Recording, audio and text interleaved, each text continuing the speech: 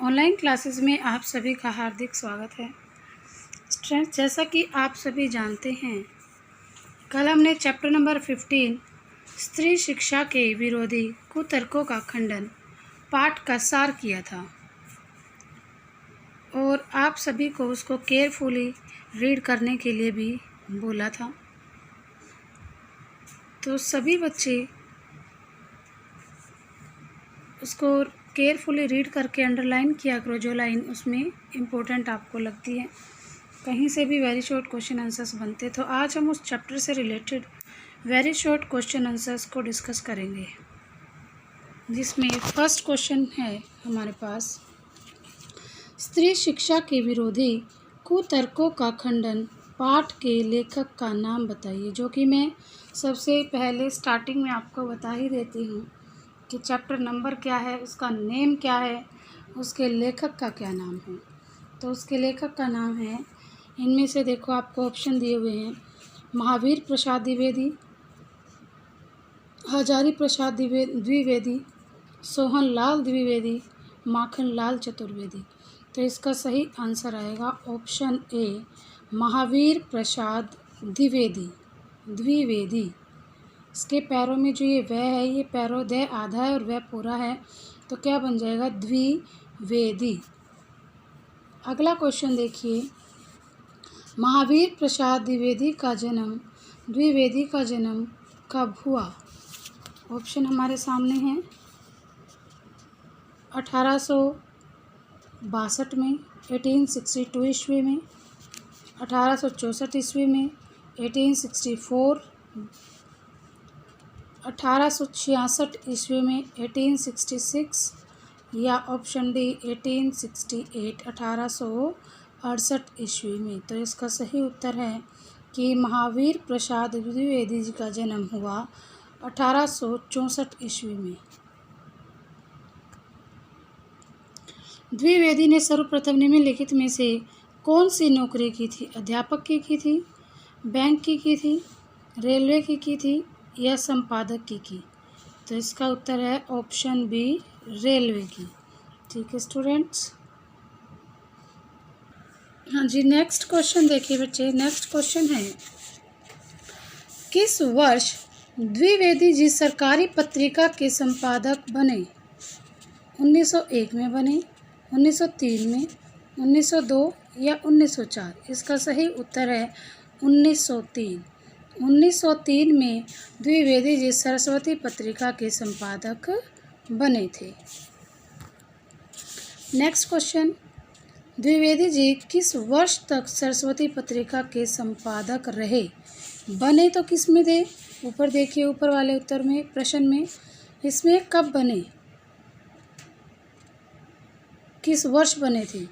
1903 में बने थे, और कब तक बने रहे, 1920 में, 1922 तक, 1918 या 1916। तो सही उत्तर आएगा ऑप्शन ए, 1920 तक वो बने रहे। क्या, सरस्वती पत्रिका के संपादक। ठीक है। अगला प्रश्न है, किस वर्ष द्विवेदी जी का निधन हुआ। 1930 में हुआ, 1942 में हुआ, 1938 में, या 1946 में। तो हजारी प्रसाद द्विवेदी जी का जन्म 1938, निधन जो है 1938 में हुआ। उनका निधन कब हुआ, 1938 में। नेक्स्ट क्वेश्चन देखिए, द्विवेदी जी ने निम्नलिखित में से क्या कार्य किया। हिंदी गद्य की भाषा का परिष्कार किया, व्याकरण और वर्तनी के नियम स्थिर किए, कविता की भाषा के रूप में ब्रज भाषा के बदले खड़ी बोली को प्रतिष्ठित किया, या तीनों ही। तो द्विवेदी जी ने, इसका सही उत्तर है तीनों। तो तीनों का मतलब जो हमारे पास ऑप्शन ए, बी और सी है, ये कार्य जो है द्विवेदी जी ने किए। तो देखिए क्या, दोबारा से, हिंदी गद्य की भाषा का परिष्कार किया, व्याकरण और वर्तनी के नियम स्थिर किए, कविता की भाषा के रूप में ब्रज कविता की भाषा के रूप में ब्रज भाषा के बदले खड़ी बोली को प्रतिष्ठित किया। ये तीनों कार्य द्विवेदी जी ने किए थे। निम्नलिखित में से किस पत्रिका के माध्यम से द्विवेदी जी ने पत्रकारिता का श्रेष्ठ रूप सामने रखा? निम्नलिखित में से किस पत्रिका के माध्यम से द्विवेदी जी ने पत्रकारिता का श्रेष्ठ रूप सामने रखा? सरस्वती, सुदर्शन, समालोचक या ज्ञान सुधा? तो इसका सही उत्तर आएगा कि सरस्वती पत्रिका के माध्यम से जो है द्विवेदी जी ने पत्रकारिता का श्रेष्ठ रूप सामने रखा। नेक्स्ट क्वेश्चन है, स्त्री शिक्षा के विरोधी कुतर्कों का खंडन निबंध द्विवेदी जी के किस पुस्तक में संकलित है? हाँ जी, नेक्स्ट क्वेश्चन है,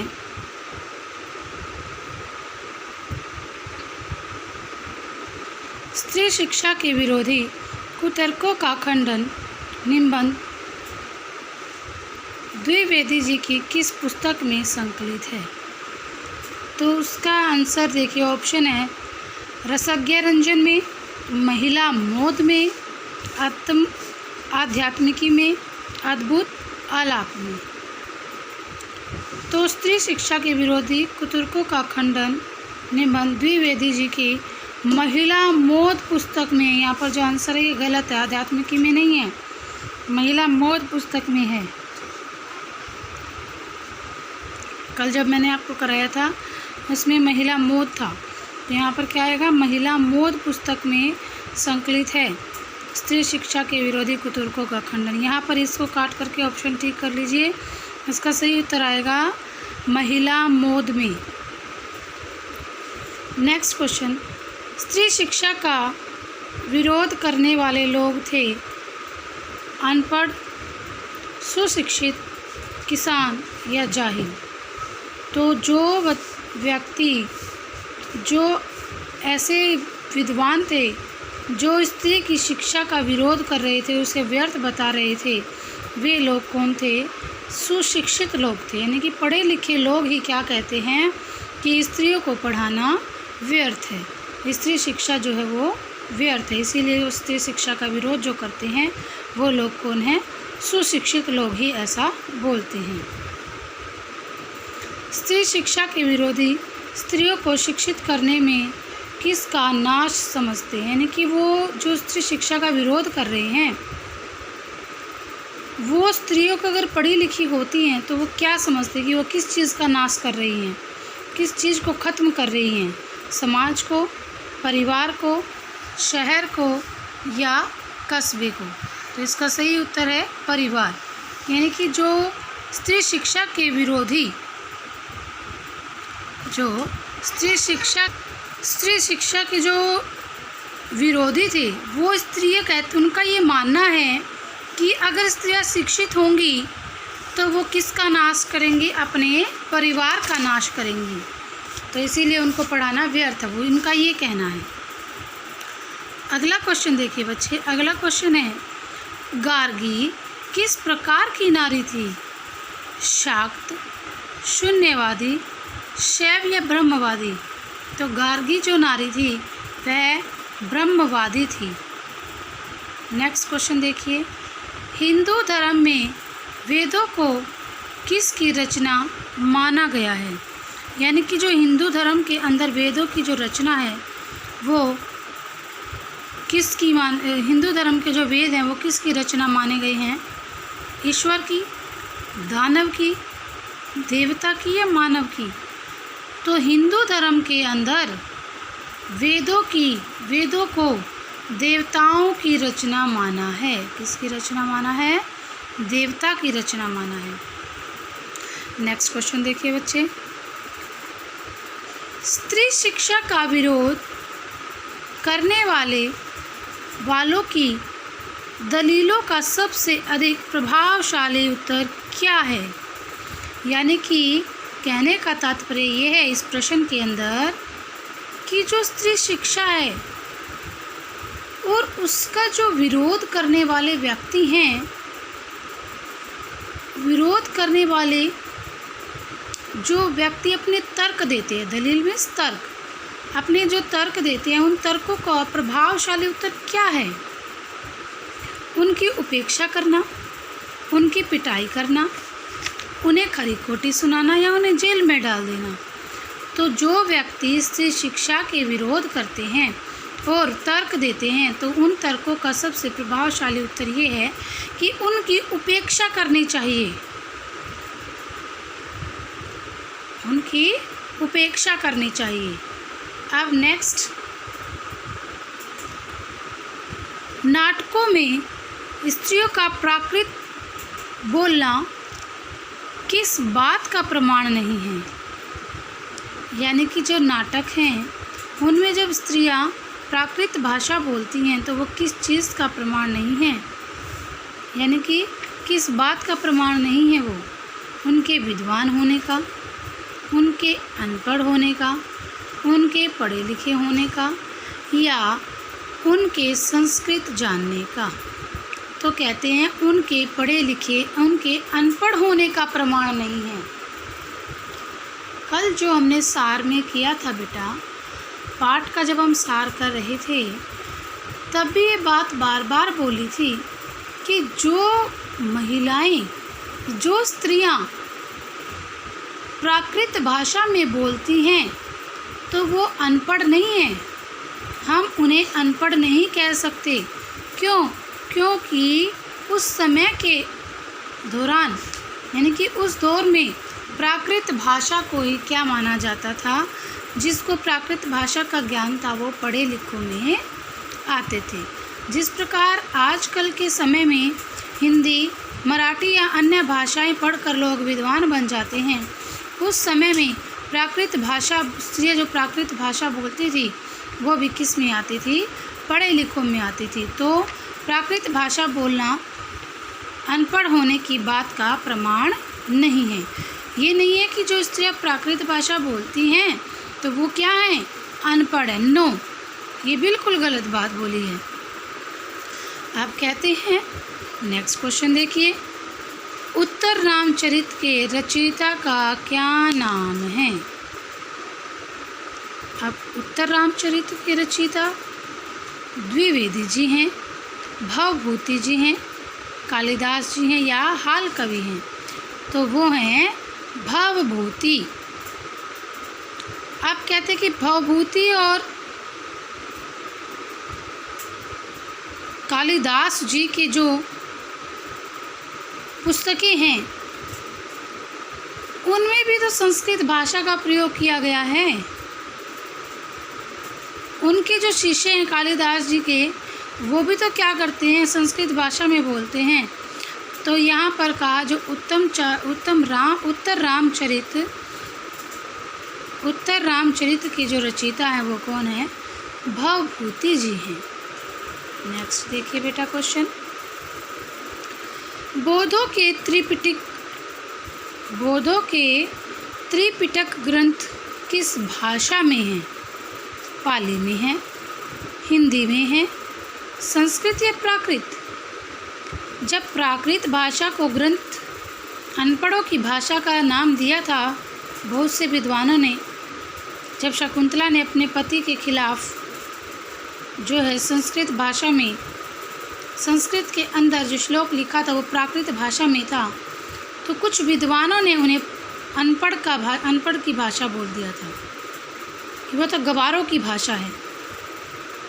तो जो हमारे इस पाठ से शिक्षा के विरोधी कुतर्कों का खंडन के जो लेखक हैं हजारी प्रसाद द्विवेदी जी ने, उनको आलोचना करते हुए उनको रोक दिया उसी टाइम और उनको ये बताया कि जो बौद्ध और जैन का जो साहित्य है, जैन धर्म का जो साहित्य है वह भी तो प्राकृत भाषा में ही है। तो फिर प्राकृत भाषा जो है अनपढ़ की भाषा कैसे हुई? तो यहाँ पर भी इस प्रश्न का उत्तर क्या आएगा? प्राकृत भाषा। क्यों? क्योंकि बौद्ध की बात आई है। उस पंक्ति को यहाँ पर जोड़कर देखें तो जो बौद्धों के त्रिपिटक ग्रंथ की भाषा है वो किस भाषा में है? तो इसका सही उत्तर आएगा प्राकृत भाषा में है। अगला प्रश्न देखिए बच्चे, अगला प्रश्न है, लेखक स्त्री शिक्षा के विरोध को क्या मानता है? शोक, चिंता, दुख या क्रोध? अब कहते हैं कि जो स्त्री शिक्षा का विरोध करना है उसको वो शोक मानते हैं, यानी कि एक बड़े दुख की बात है कि जो लोग स्त्री की शिक्षा का जो विरोध करे, बड़े ही शोक का विषय है, बड़े ही दुख का विषय है। वैसे इसमें ए और बी दोनों आ सकते थे, यहाँ पर ए दिया है तो चलो कोई बात नहीं, ए को हम गलत नहीं बोलेंगे। अगला प्रश्न देखिए बेटे, किस मुनि ने प्राकृत भाषा का उपदेश दिया था?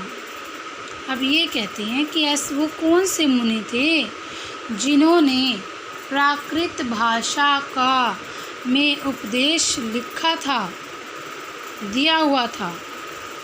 तो कल भी आया था शाक्य मुनि की बात हमने की थी, तो अब देखते हैं ऑप्शन में। हमारे पास ऑप्शन में है बच्चे विश्वामित्र, गौतम ऋषि, याज्ञवल्क्य, शाक्य मुनि।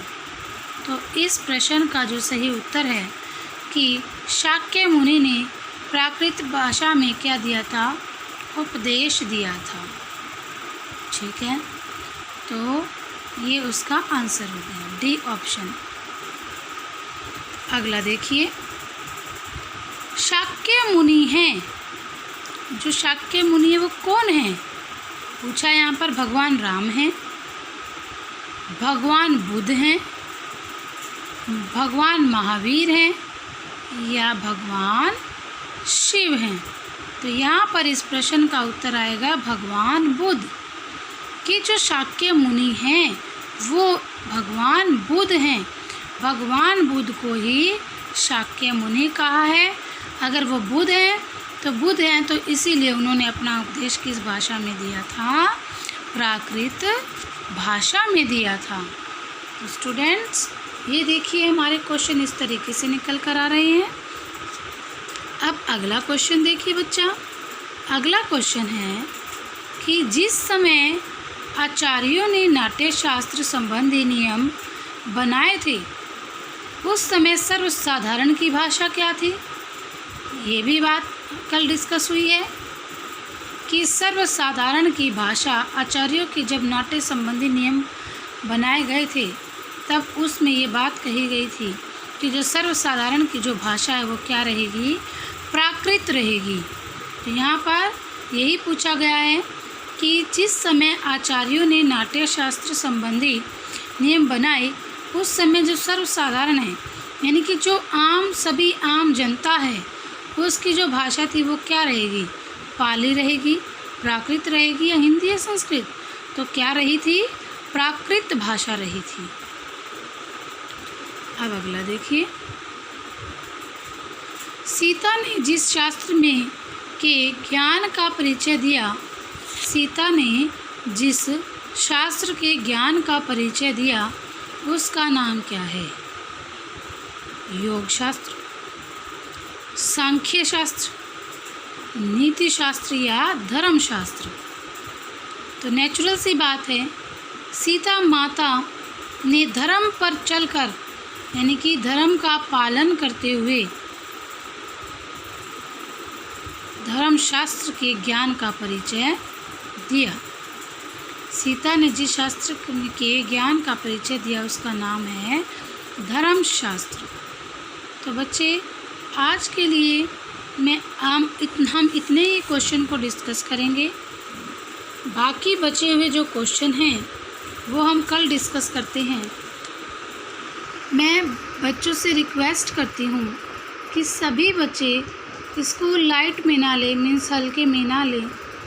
आप प्लीज़ डेली लेक्चर वीडियो को देखें यूट्यूब पर और उससे अपने नोट्स बनाइए। या अपनी जो आपकी सहायक बुक लगी हुई है, यानी कि जो हेल्प बुक आपको लगवाई हुई है, गाइड्स जो अलॉट की गई हैं, आपको बताई हुई हैं, उसमें से आप अपना डेली पढ़ते रहें। जो हम समझा रहे हैं पहले उनको वीडियो लेक्चर के थ्रू देखें और फिर घर पर बैठकर खुद पढ़ने की कोशिश करें। स्टूडेंट्स, आज के लिए इतना ही। Thank you and have a nice day.